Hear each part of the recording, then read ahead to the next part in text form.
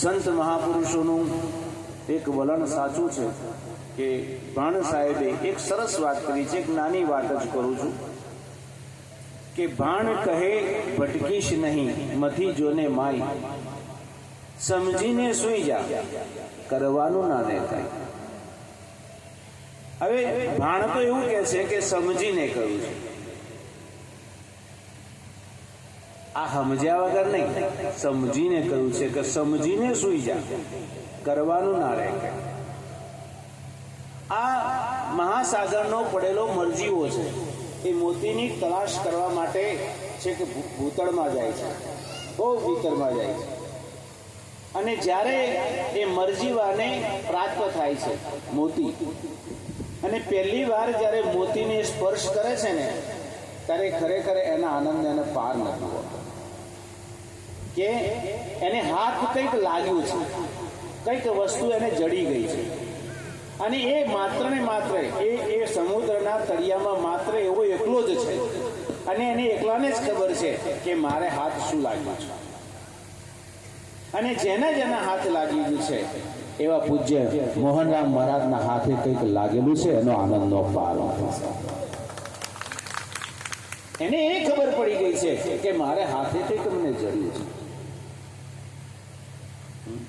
અને ત્યાર પછી મહાપુરુષોનું વર્તમાન કરે છે. ત્યારે એમને કોઈને કહ્યું નથી. જે રાત્રિએ ગુરુ અને સેવક બંને જણા જ્યારે બેઠા છે, એક ડાળ પર દો પંછી, કોણ ગુરુ કોણ સેવક, એ તો સમજના ઘરની વાત છે. કબીર તો વાત પછી છે સાહેબ, પણ એ સમજના ઘરની પેલી વાત ઉભી થઈ છે કે આ વાત શું છે કે એક ડાળ પર દો પંછી, કોણ ગુરુ કોણ સેવક. અને સમજણમાં આવી જાય ને તો પછી ત્યાં ગુરુ પણ નથી રહેતો ને ત્યાં શિષ્ય પણ નથી રહેતો. અને એ વાત જ્યારે સમજાય છે, મારા પૂર્વજોએ જે વાતને ગ્રહણ કરી અને જે વાતને પકડી છે, એ હાથ સાહેબ એ હીરો કેટલાનો છે ને, એ માત્ર ને માત્ર મરજીવાને જ ખબર છે સાહેબ કે અનમોલ વસ્તુ શું છે. અને જ્યારે એ મરજીઓ એ હાથે જ્યારે સ્પર્શ કરીને પકડીને જ્યારે એ બહાર નીકળે છે ને, ત્યારે સમુદ્રના ઉપર જે સપાટીનું તર છે ને, એ તર સુધી આવે ત્યાં સુધી સાહેબ જગતને ખબર નથી. અને એ જગતને ક્યારે ખબર પડે છે કે જ્યારે કિનારા પર ઉભેલો વ્યક્તિ હોય ને, એને ખબર નથી સાહેબ, મરજીવા એકલાને જ ખબર છે કે આ વસ્તુ કેટલાની છે અને મારા હાથ શું લાગ્યું છે. જગત જોયા કરે છે કે આ વસ્તુ શું જડી છે. कबीरा जब गावत है तब गुरु जाना नहीं, कबीरा जब गावत है तब गुरु जाना नहीं, जब घट भीतर गुरु जानिया तो गावन का पूछ लो. પછી તો કશું કરવાનું જ ના રહ્યું. અને મોહનરામ મહારાજે એ વસ્તુ હાથ લાગી છે. અને પછી જ્યારે સાહેબ એનો હાથ જ્યારે પહેલો બહાર નીકળ્યો છે ને, ત્યારે કિનારા પર ઉભેલા વ્યક્તિને ખબર પડી છે કે આના હાથમાં કંઈક વસ્તુ આવી છે. અને પછી તો સાહેબ એને મુઠ્ઠી જ્યારે ખોલે ને, ત્યારે એના અજવાળે સાહેબ આખું જગત પ્રકાશમાન બને છે. અને એવું પ્રકાશમાન બનવાનું સાહેબ એના આદર્શ સેવક જ્યારે એને ગુરુ જ્યારે એને અધિકાર પદ આપે છે, એની કિંમતનું મૂલ્ય શું છે. જાઓ જગતને જાણ કરો સાહેબ. પૂજ્ય સરતારામ મહારાજને જગતને જાણ કરવા માટે સાહેબ એલાન જયસિંહરામ મહારાજે કરેલું છે. શંકરરામ મહારાજે સાહેબ મોહનરામ મહારાજે કરેલું છે. અને એવા જડતા હીરાઓ જે બન્યા છે સાહેબ, એનો પ્રકાશ સાહેબ આજે અહીંયા નહીં સાહેબ, અહીંયા બેઠેલા અમારા ગુરુજી છે, આ બધા જે સંતો સાહેબ એટલા કિલોમીટર સુધી યાત્રા કરીને આવું સાહેબ નાની સૂની વાત નથી. એ ગુરુનું સાહેબ તબ એને ખેંચીને લઈને આવે છે. અને હું તો આપણે બધાને એક વિનંતી કરું છું, જો કદાચ એક એમપીના બોર્ડર પર રહેનાર વ્યક્તિને જો કદાચ ગુરુ પદની સાહેબ ખબર પડી હોય, એક ગુરુ લગ્નની ખબર પડી હોય, અને નજીક વાળાને જો ખબર ના પડી તો એનું નામ જ દુર્ભાગ્ય છે. એ વાત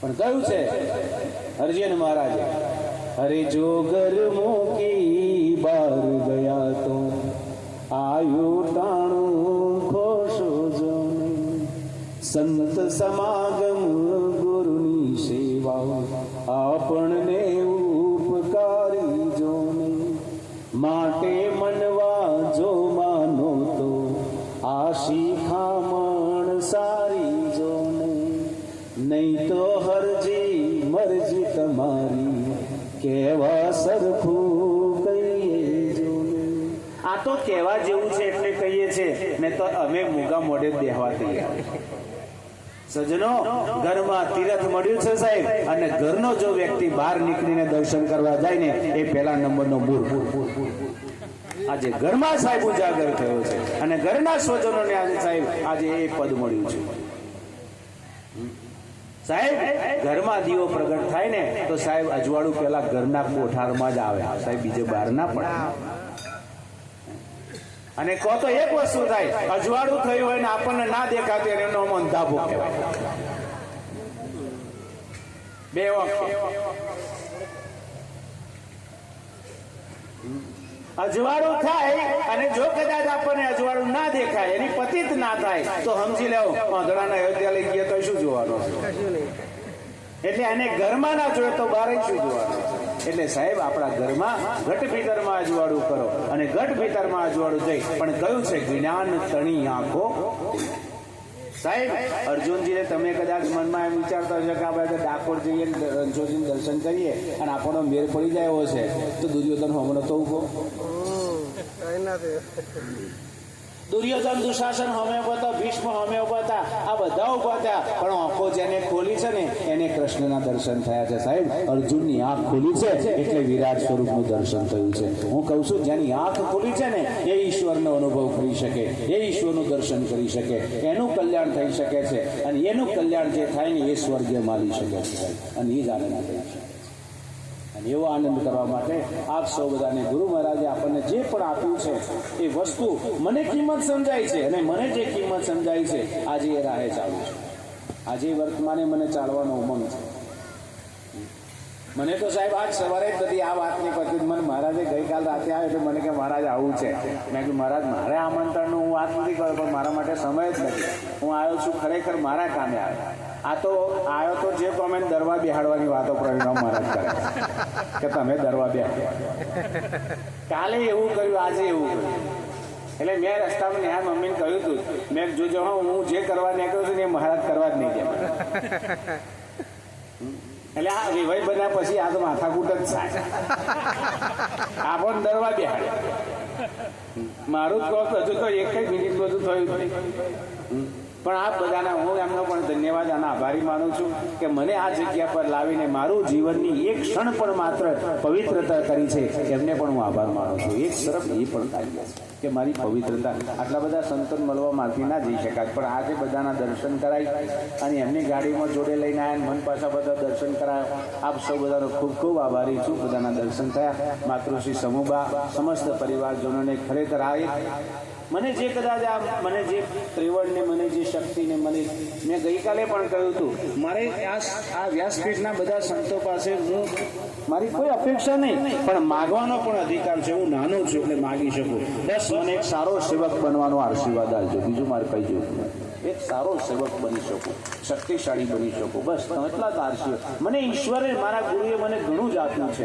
એ આશીર્વાદ એમનો ઘણો જ મળ્યો છે પણ હવે જો કદાચ ત્યાં એનર્જી જેને એનર્જી કહેવાય અને એ એનર્જી જો કાયમ મળતી જ રહે આપણે કઈ એકવાર મોબાઈલ ચાર્જ કર્યા પછી પરિવાર ચાર્જ ના કરવો પડે એવું બને એવું ના હોય એને રોજ જ ચાર્જ કરવો પડે એ તમારા દર્શનથી મને ચાર્જિંગ થાય છે બાકી તમારું દર્શન કરો એટલે મને ચાર્જિંગ થઈ જાય આ બધાનું દર્શન એ મારું ચાર્જ છે અને આપ સૌ બધાના દર્શન કરી મને ખૂબ આનંદ થયો માતૃશ્રી ને પણ હું ખૂબ આનંદ કરું છું વિનંતી કરું છું કે આ બાળકને એક સાચો સેવક બનવાની આપ સૌ બધા એવો આશીર્વાદ આપો એમને માટે આશીર્વાદ વરસતો રહે એ જ મારી ભાવના છે રામચંદ્ર ભગવાને એક નાની એક વાત કહું કે રામચંદ્ર ભગવાનને લક્ષ્મણજીને બધા બેઠા હતા પછી શાંતિથી લક્ષ્મણજી કે માતાજી પ્રભુને કંઈક કોને કે છે કંઈક બોલે કંઈક વાક્ય બોલે એમ કહો એટલે માતા જાનકીજીએ લક્ષ્મણજીએ વાત કરી એટલે તરત જાનકીજી હાથ જોડી દીધા મારાથી કે આદેશ ના થાય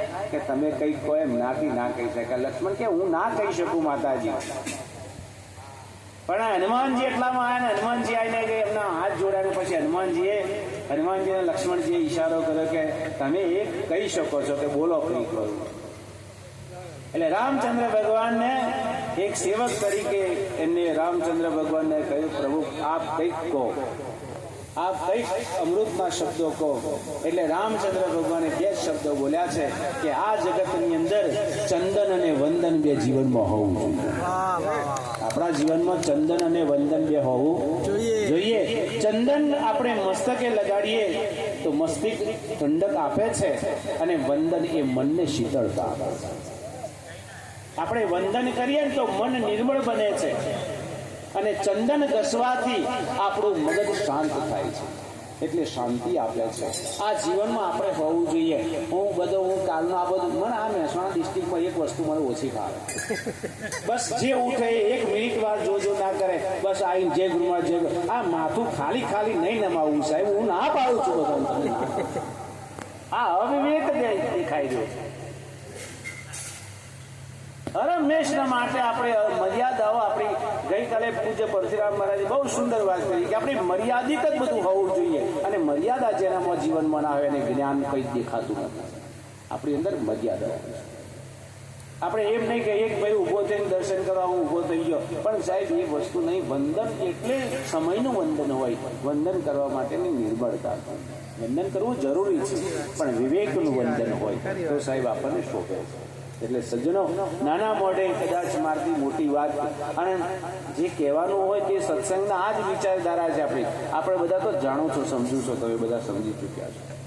આપણને કંઈ કહેવાનું નથી. એટલે આપ સૌ બધાને પૂજ્ય મોહનરામ મહારાજના સમસ્ત પરિવારને એક નાનો સેવક તરીકે આપ બધાને વંદન કરી વાણીને વિરમું છું. બોલ સદગુરુ મહારાજ, પૂજ્ય મોહનરામ મહારાજ.